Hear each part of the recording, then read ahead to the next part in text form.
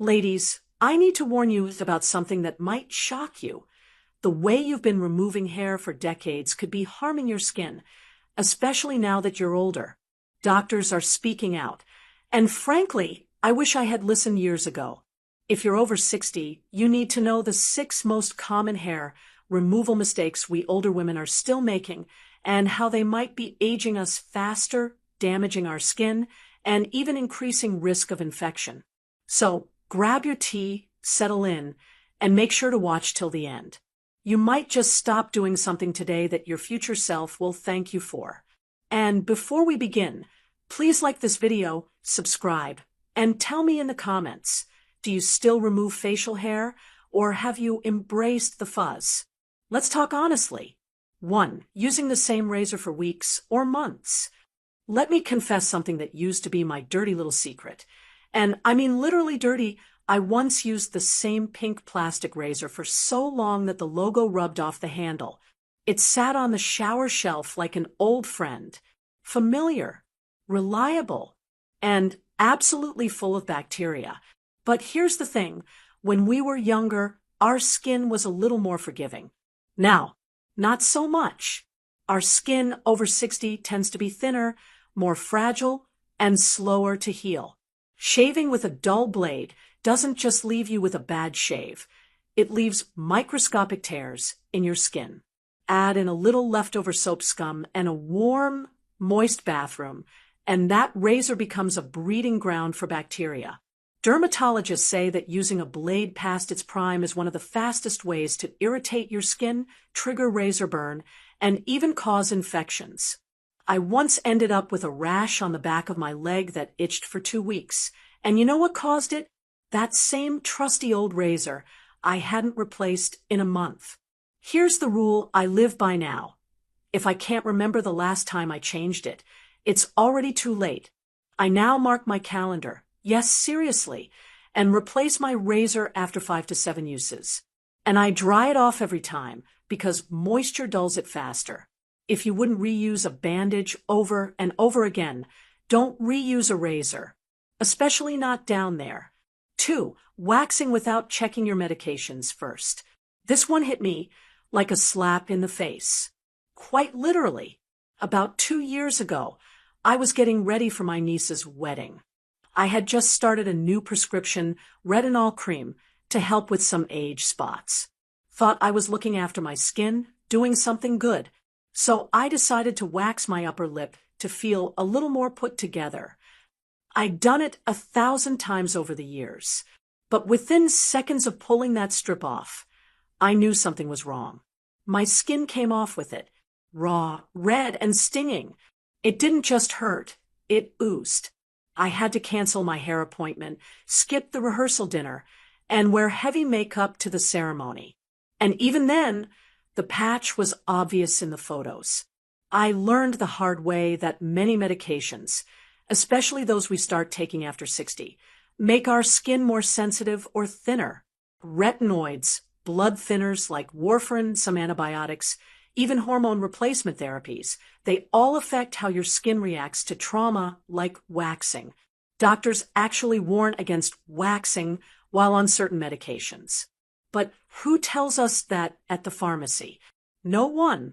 So here's my advice. If you're starting anything new, or if you're not sure, always check before you wax. Ask your pharmacist or doctor. And if you've had a bad reaction in the past, don't risk it again. Switch to gentler methods like threading or trimming. A smooth lip isn't worth a scab and a scar. 3. Ignoring chin and neck hair until it gets embarrassing.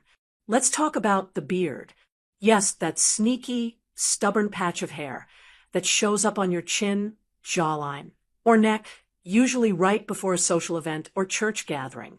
I remember sitting in my car one morning, adjusting the rearview mirror in the sun, and there it was, a single, thick, silver hair curling out of my chin like it was waving at me.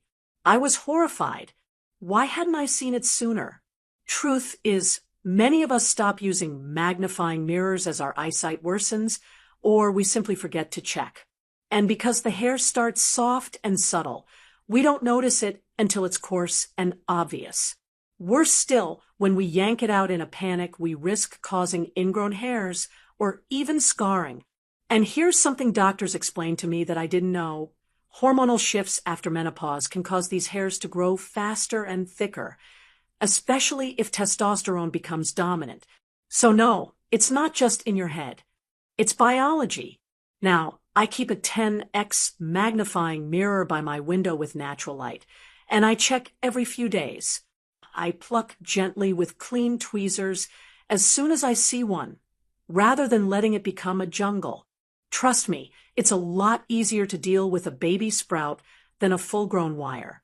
4. Using harsh depilatory creams on sensitive areas.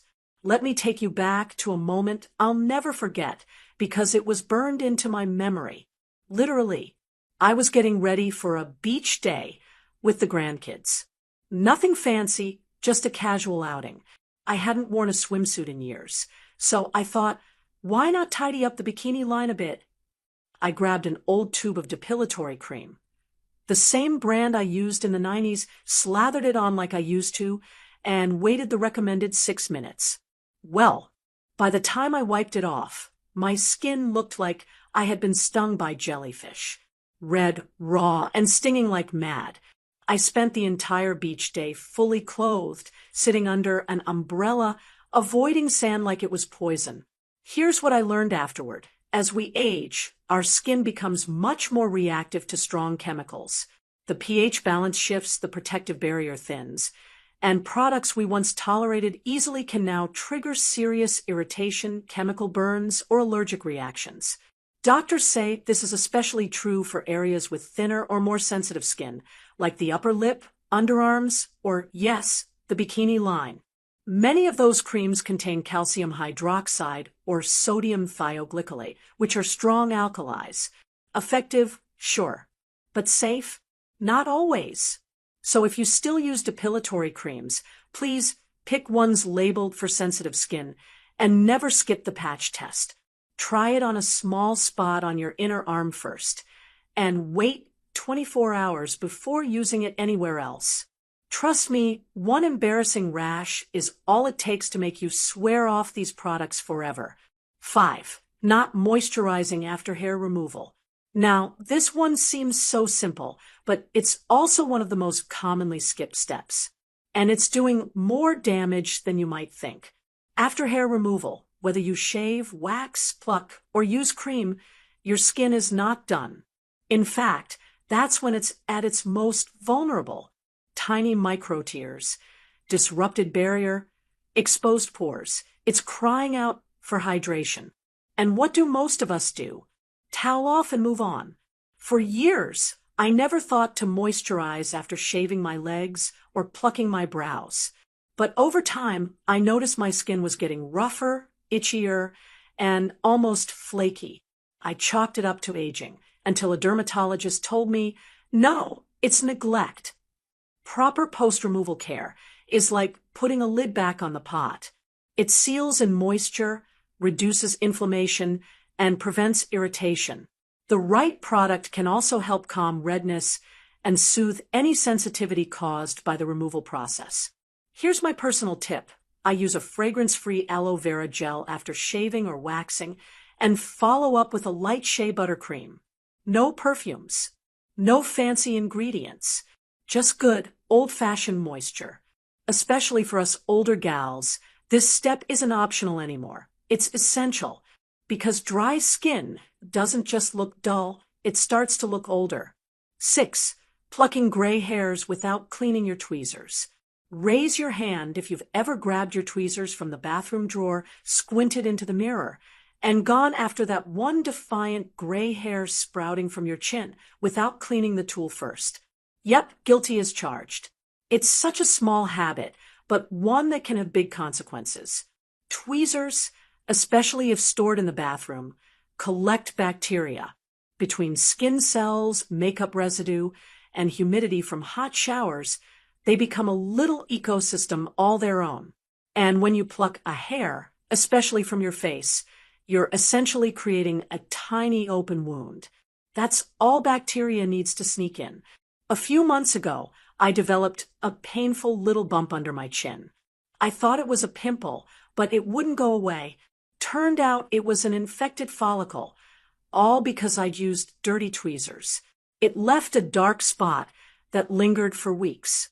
Doctors recommend wiping your tweezers with rubbing alcohol before and after use. It takes 10 seconds. That's it, but it can save you weeks of irritation or even a visit to the dermatologist. Now, I keep a little alcohol pad right in my makeup bag. If we're going to chase these rogue hairs down like ninjas, the least we can do is arm ourselves properly.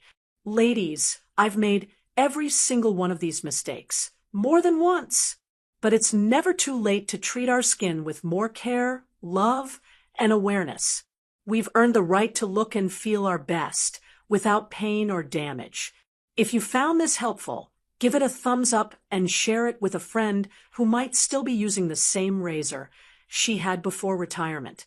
And if you enjoy honest advice for women our age, I invite you to join my Savvy Senior newsletter.